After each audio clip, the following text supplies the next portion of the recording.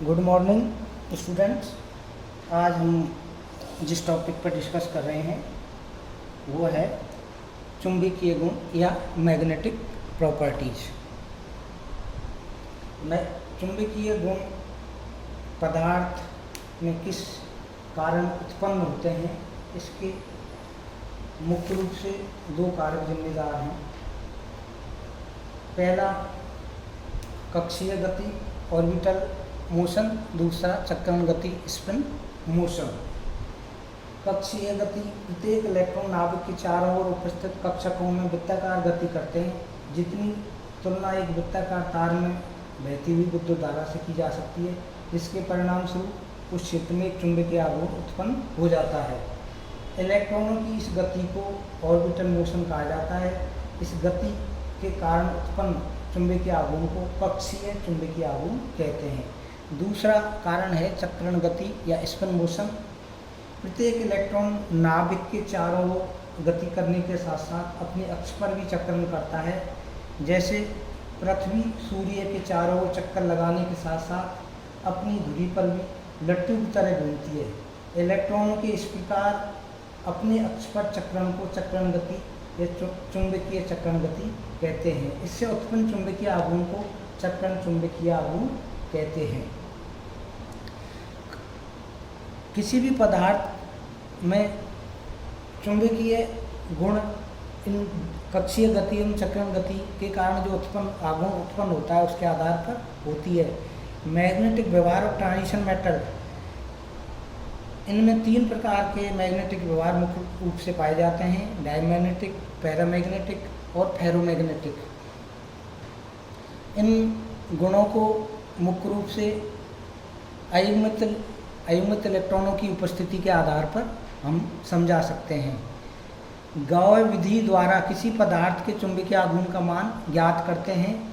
उसमें उस चुंबकीय पदार्थ में उसके भार में जो वृद्धि होती है उसको हम कैलकुलेट कर लेते हैं और फॉर्मूले के आधार पर हम उसके चुंबकीय आघूर्ण का मान ज्ञात करते हैं।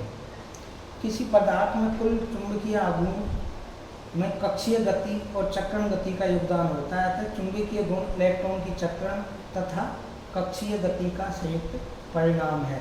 Mu effective equal to under root mu S plus के म्यू एल। म्यू एस का जो वैल्यू होती है mu S equal to G S under root S S plus के 1, जबकि म्यू एल की कैलकुलेशन के लिए म्यू एल बराबर G L under root L L plus के 1। इसका जब दोनों को संयुक्त रूप से कैलकुलेशन ज्ञात करते हैं तो इसका मान प्राप्त होता है mu S equal to root N N plus के 2 Bohr magnetron B M. Mu effective directly proportional to N, अर्थात जितने ज़्यादा अयुग्मित इलेक्ट्रॉनों की संख्या पदार्थ में उपस्थित होगी उतने ही उसमें चुंबकीय आघूर्ण का मान अधिक प्राप्त होगा। एन यहाँ पर अयुग्मित इलेक्ट्रॉनों की संख्या है और एम एस या एस कहें ये स्पिन की संख्या है, जो कि प्लस और माइनस हाफ के आधार पर किसी का भी ज्ञात कर सकते हैं। किसी आयन पदार्थ यौगिक का जब चुंबकीय आघूर्ण ज्ञात करते हैं तो उनमें सबसे पहले अयुग्मित इलेक्ट्रॉनों की संख्या हम ज्ञात करते हैं। अयुग्मित इलेक्ट्रॉन और चुंबकीय आघूर्ण में जो संबंध होता है वो इस टेबल के आधार पर समझा सकते हैं। अयुग्मित इलेक्ट्रॉन इधर चुंबकीय आघूर्ण, जो चुंबकीय आघूर्ण को हम बोर मैग्नेट्रॉन में इकाई में प्रदर्शित करते हैं।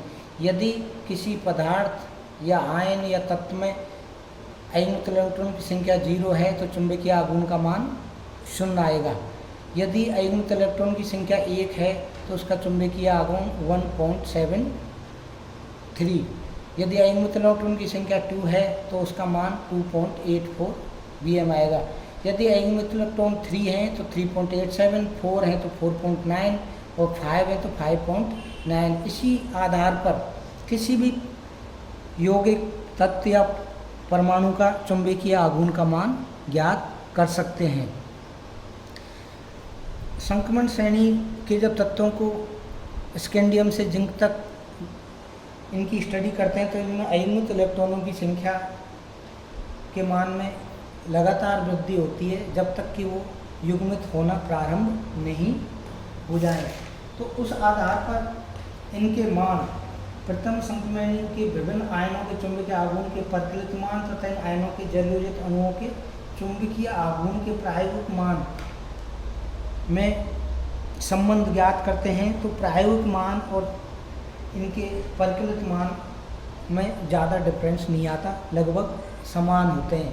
यदि उसमें 0 है चुंबकीय आघूर्ण अयुग्मित इलेक्ट्रॉन तो चुंबकीय आघूर्ण 0 होगा। इसी तरह 1 2 3 4 5 अयुग्मित इलेक्ट्रॉनों की संख्या बढ़ती जाएगी तो उनके चुंबकीय आघूर्ण के मान में भी वृद्धि होती जाती है। जैसे स्कैंडियम +3 पर विचार करते हैं तो इसमें अयुग्मित इलेक्ट्रॉनों की संख्या 0 है, इसलिए इनके परिकलित और प्रायोगिक मान चुंबकीय आघूर्ण के मान 0 होते हैं। टाइटेनियम +3 इसमें एक अयुग्मित इलेक्ट्रॉन है तो इसके प्रायोगिक मान और परिकलित मान लगभग 1.73 से 1.75 के मध्य में प्राप्त होते हैं। टाइटेनियम यदि 2 की बात करते हैं तो उसमें अयुग्मित इलेक्ट्रॉन की संख्या कितनी हो जाएगी? टाइटेनियम +2 में 2 हो जाती है। तो इनके अयुग्मित इलेक्ट्रॉन 2 होने से इस जो इसका सूत्र है μs बराबर √n(n+2) में रखते हैं तो इसका चुंबकीय आघूर्ण का मान 2.84 बोर मैग्नेट्रॉन प्राप्त होता है। Titanium, vanadium, chromium, manganese, iron, cobalt, nickel, copper और जिंक तक इनके अयुग्मित इलेक्ट्रॉनों के मान ज्ञात करते हैं तथा इनके प्रायोगिक एवं परिकलित मानों के मध्य जब संबंध देखते हैं तो इनके मान लगभग समान आते हैं।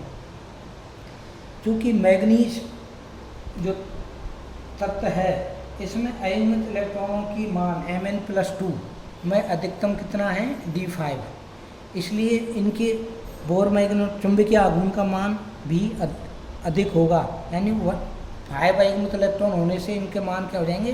5.92 बोर मैग्नेट्रॉन प्राप्त होता है। मैग्नीज से आगे बढ़ते जाते हैं तो इनके अयुग्मित इलेक्ट्रॉनों के मान में कमी आ जाती है क्योंकि इनके इलेक्ट्रॉन आपस में पेयरिंग करने प्रारंभ कर देते हैं और जिंक तक इनके अयुग्मित इलेक्ट्रॉनों के मान 0 हो जाते हैं, इसलिए इनके चुंबकीय आघूर्ण के मान भी 0 प्राप्त होते हैं। किसी भी पदार्थ के चुंबकीय आघूर्ण का मान उनके अयुग्मित इलेक्ट्रॉन की संख्या के आधार पर हम उसको समझा सकते हैं कि जितने ज़्यादा अयुग्मित इलेक्ट्रॉन होंगे उतना ही वो यौगिक कंपाउंड आयन चुंबकीय गुण ज़्यादा दर्शाएगा। जैसे अयुग्मित इलेक्ट्रॉन बढ़ते जाते हैं तो पैरामैग्नेटिक व्यवहार में और ज़्यादा वृद्धि होती है और फेरोमैग्नेटिक व्यवहार की तरह, क्योंकि उनके अयुग्मित इलेक्ट्रॉनों की संख्या अत्यधिक होती है जिससे उसके चुंबकीय आघूर्ण के मान अधिक प्राप्त होते हैं। इसको हम एक उदाहरण एग्जाम्पल से समझा सकते हैं। K4FeCN6 आयरन +2 की जब इसकी इलेक्ट्रॉन कॉन्फ़िगरेशन देखते हैं तो इसके d ऑर्बिटल में 3d6 इलेक्ट्रॉन पाए जाते हैं, अर्थात इसमें 4 अयुग्मित इलेक्ट्रॉन उपस्थित होते हैं क्योंकि 2 इलेक्ट्रॉन युग्मित हो जाते हैं, बाकी 4 अयुग्मित इलेक्ट्रॉन होते हैं। तो इसकी जो चुंबकीय आघूर्ण की मान है वो 4.90 होने चाहिए इस आधार पर, परंतु ऐसा होता नहीं है क्योंकि साइनाइड जो लिगेंड इससे जुड़ा हुआ है वो स्ट्रॉन्ग लिगेंड है, उसमें युग्मित होने की प्रवृत्ति अत्यधिक है, जिससे इनके जो d ऑर्बिटल में 6 इलेक्ट्रॉन हैं ये पेयरिंग कर जाएंगे और इस वजह से इनका चुंबकीय आघूर्ण का मान क्या होगा? 0 प्राप्त होता है। तो किसी भी पदार्थ के चुंबकीय आघूर्ण का मान हम इस फॉर्मूले के आधार पर ज्ञात कर सकते हैं और उसके चुंबकीय गुणों के बारे में हम स्पष्ट स्थिति बता सकते हैं।